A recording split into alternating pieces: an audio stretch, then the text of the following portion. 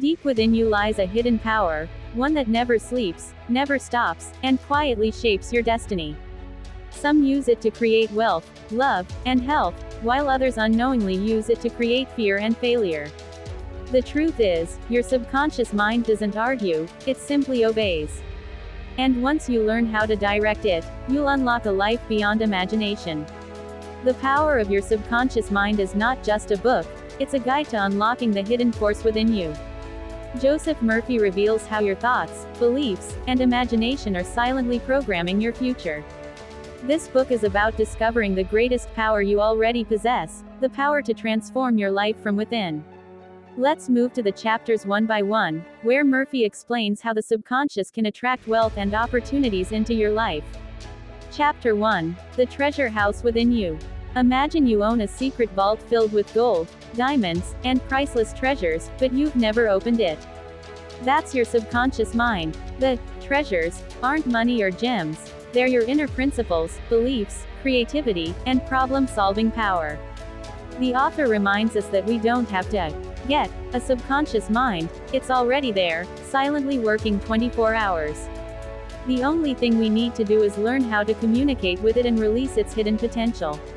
He also compares it to a fertile garden. Your thoughts are the seeds you plant.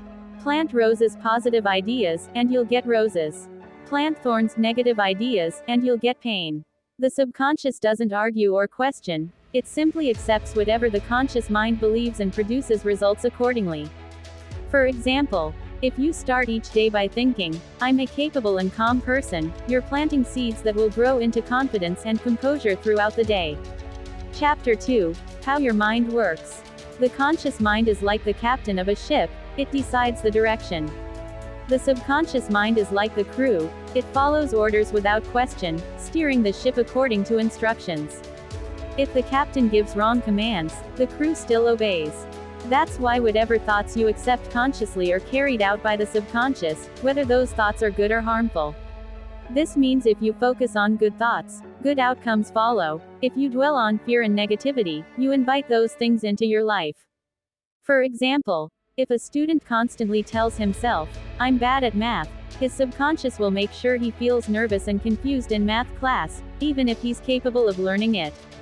Chapter 3. The Miracle Working Power of Your Subconscious. Negative thinking is like pouring poison into a well, it contaminates everything. Positive thinking is like adding fresh, clean water, it refreshes and heals. Your subconscious controls your heartbeat, breathing, digestion, and other vital functions without you even thinking about them. Even while you sleep, it works to keep you alive and healthy. This same power can also be directed towards solving problems, creating success, and even improving health, if you give it the right instructions. The author encourages speaking to your subconscious as if it were a trusted assistant.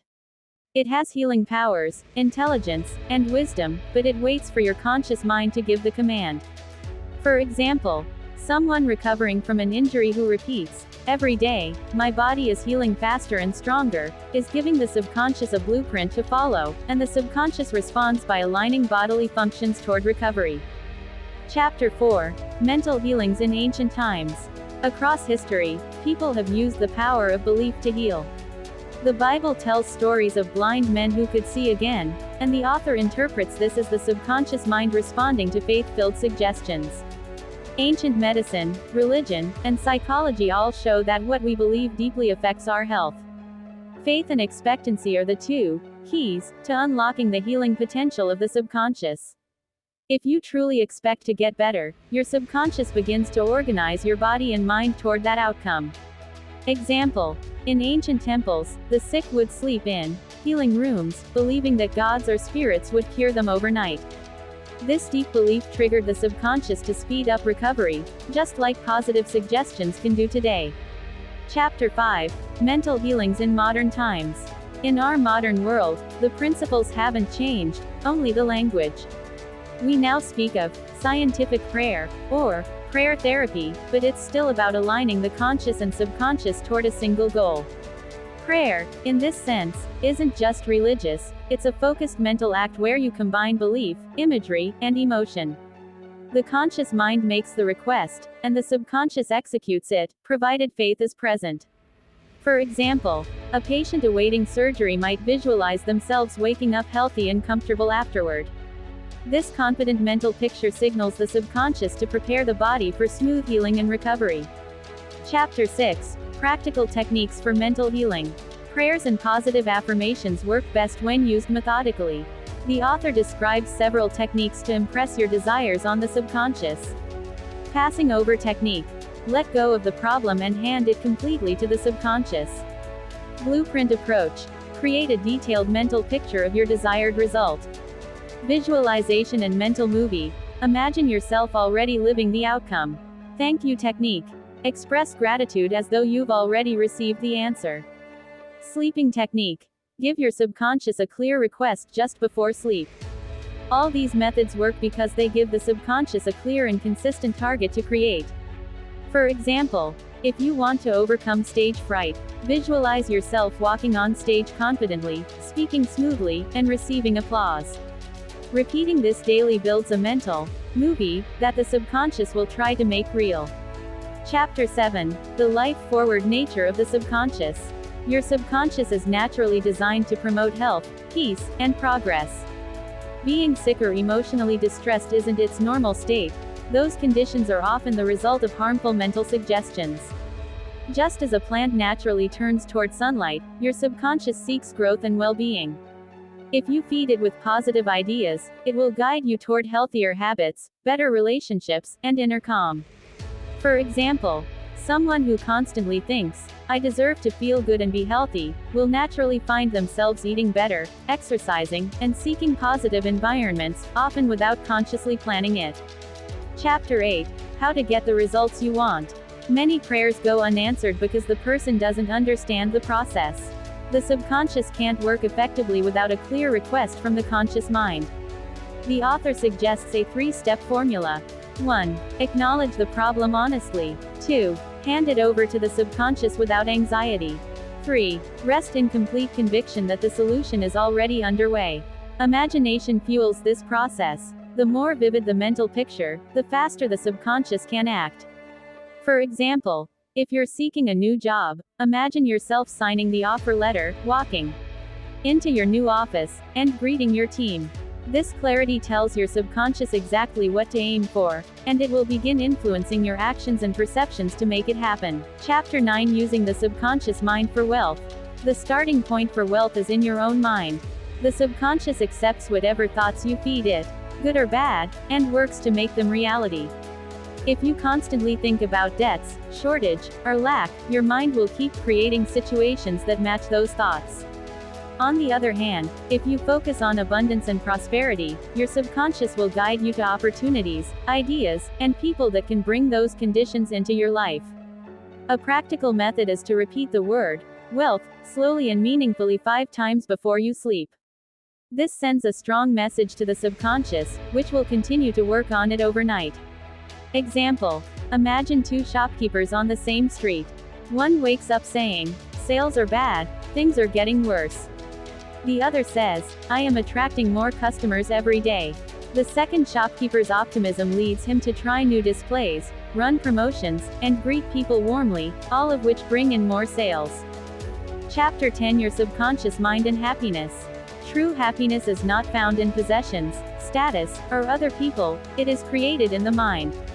When you consistently plant thoughts of peace, joy, and love in your subconscious, life begins to feel happier and more harmonious. Negative emotions like resentment or self-pity, however, poison the mind and destroy happiness. For example, a man who always complained, "Life is hard and unfair," constantly felt unhappy. When he started affirming each morning, "I choose happiness and peace today," his mood shifted, and he began noticing small blessings around him. Chapter 11. Your subconscious mind and harmonious human relations. Your relationships reflect your inner mental pictures. If you secretly hold anger, jealousy, or fear, you will experience disharmony with people. But if you deliberately think thoughts of goodwill, kindness, and love, your subconscious projects these feelings outward, and others begin to respond with warmth. For example, a woman disliked her neighbor, thinking, "He is rude and unfriendly." Their relationship remained tense. She decided to silently repeat, "I send peace and kindness to him, he responds with respect. Within weeks, her neighbor greeted her warmly and even helped her with groceries. Chapter 12 Your Subconscious Mind and Marital Problems. Marital discord often comes from negative thoughts and repeated complaints impressed on the subconscious. Constantly saying, "My spouse doesn't care," or, "We always fight," strengthens the problem. But when couples affirm love, understanding, and harmony, the subconscious strengthens those qualities in reality. Example: a wife frustrated with her husband's behavior began affirming daily, "Our marriage grows in love, respect, and understanding." Slowly, she noticed her husband being more attentive, and their home atmosphere became more peaceful. Chapter 13 Your Subconscious Mind and Your Work. Work becomes meaningful when it is seen as service and self-expression rather than a burden. If you constantly think, "I hate this job," you invite stress, fatigue, and dissatisfaction. But when you affirm, "My work is creative and fulfilling," your subconscious fills you with enthusiasm and new ideas. For example, a teacher once dreaded going to class, feeling drained every day. She started affirming, "I enjoy teaching and inspiring young minds." Gradually, her attitude changed, she became more energetic, and her students began responding positively to her lessons. Chapter 14 Your Subconscious Mind and Wealth. Wealth is not just money, it begins as a belief in abundance. People who hold subconscious ideas like, "Money is evil," or, "I don't deserve success," block prosperity. By planting thoughts of abundance, faith, and gratitude, the subconscious opens unexpected channels of wealth. For example, a small shopkeeper always said, "Business is terrible, I'll never succeed." Unsurprisingly, his sales stayed low. He decided to change his affirmation to, "Divine abundance flows through my business, I attract loyal customers daily." Within months, sales improved, and he received new opportunities. Chapter 15 Your Subconscious Mind and Success. Success is first built in the mind before it appears in the world. By visualizing success and affirming confidence, you impress the subconscious to guide you toward achievement. Constantly thinking of failure, on the other hand, brings hesitation and defeat. Example: an athlete preparing for a big race visualized himself crossing the finish line as the winner every night before sleeping. On race day, he felt calm, focused, and confident, performing far better than before. Chapter 16 How to Use Your Subconscious Mind for Forgiveness. Unforgiveness locks anger and resentment in your subconscious, which damages your peace and even your health. Forgiveness does not excuse someone's wrong but frees you from bitterness. By affirming peace and releasing the other person in your mind, your subconscious begins to heal. For example, a woman who had argued with her sister carried bitterness for years and often felt tense and unwell. She started repeating daily, "I release my sister completely, I wish her peace and joy." Gradually, she felt lighter, slept better, and eventually restored her relationship. Chapter 17 How Your Subconscious Removes Mental Blocks. Mental blocks usually come from fear, worry, or self-doubt. The subconscious can dissolve these blocks when you feed it with calm confidence and affirm creativity. Relaxation and visualization are powerful tools to clear inner resistance. Example: a writer who couldn't finish his book felt stuck for weeks. He began relaxing, praying, and affirming, "Ideas flow freely and perfectly through me." Within days, inspiration returned, and he completed his manuscript. Chapter 18 How Your Subconscious Mind Can Remove Fear. Fear is a misuse of imagination. By picturing danger and failure, you program your subconscious to freeze you. But courage grows when you affirm safety, strength, and divine guidance. Facing fear with faith dissolves it.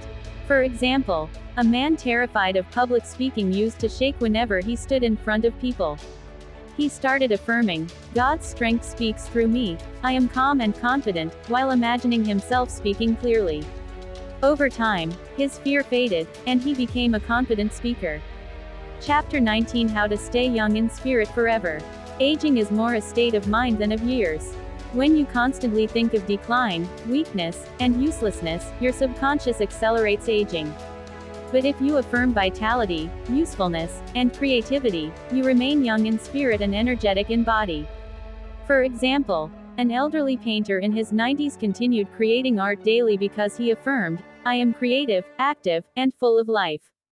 His youthful attitude kept his spirit alive even in old age. Chapter 20, a prayer that never fails. The most powerful prayer is, "Thy will be done." By surrendering to divine wisdom, you ensure the best outcome, even if it looks different from what you first imagined. This prayer aligns your subconscious with infinite intelligence. For example, a man prayed desperately to get one particular job but was rejected. Instead of losing hope, he prayed, "Thy will be done, guide me to the perfect work." Weeks later, he was offered a position in another company that paid more and suited him better. I truly hope this summary added value to your life and inspired you to put these timeless principles into practice. If you found it helpful, make sure to support this channel by liking this video, sharing it with friends, and most importantly, subscribing for more audiobook-style summaries of life-changing books. Thank you for listening, and remember, your subconscious mind is always at work. Guide it wisely, and it will guide you to a life of abundance, peace, and success. Until next time, take care and keep growing.